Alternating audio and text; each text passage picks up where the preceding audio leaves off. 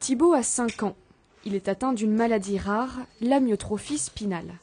Elle touche environ un enfant sur 10 000 en France et empêche les muscles de fonctionner normalement. Voilà.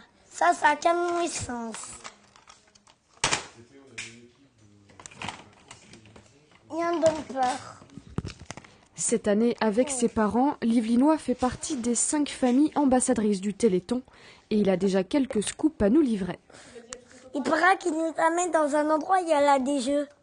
Et c'est accessible pour les fauteuils. Scolarisé dans une école traditionnelle, Thibaut est accompagné d'une auxiliaire pour ses gestes du quotidien. À la maison, tous les jours, c'est aussi 3-4 heures de soins avec les parents et le kiné.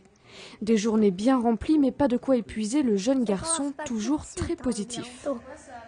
C'est des trains de Russes. Les gens sont souvent étonnés quand ils le voient arriver quelque part avec un grand sourire. Ils nous demandent mais il est heureux. Et oui, on peut être handicapé et heureux. Alors, si vous voulez, j'ai trouvé des marrons de mon école.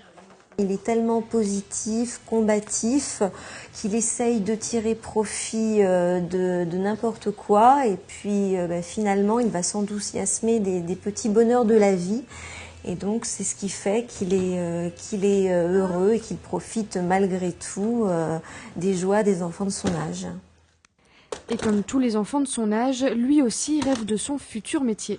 Oui, en plus, j'en ai 3. Et c'est quoi ces métiers?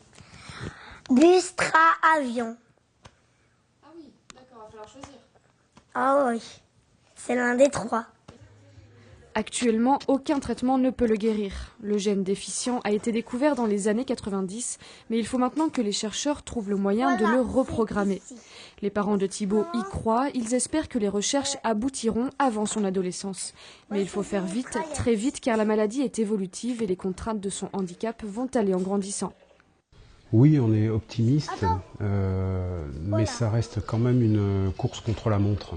Ce qu'on souhaite, c'est que la recherche puisse déboucher, aboutir le plus vite possible, de façon à ce que on puisse au moins stabiliser sa situation, quoi. Cette année encore, des milliers de bénévoles du Téléthon vont tenter de récolter un maximum de dons pour la recherche. Le week-end phare de l'action est prévu les 6 et 7 décembre prochains. Tu peux descendre, papa? Oui, je peux descendre. Oui, merci.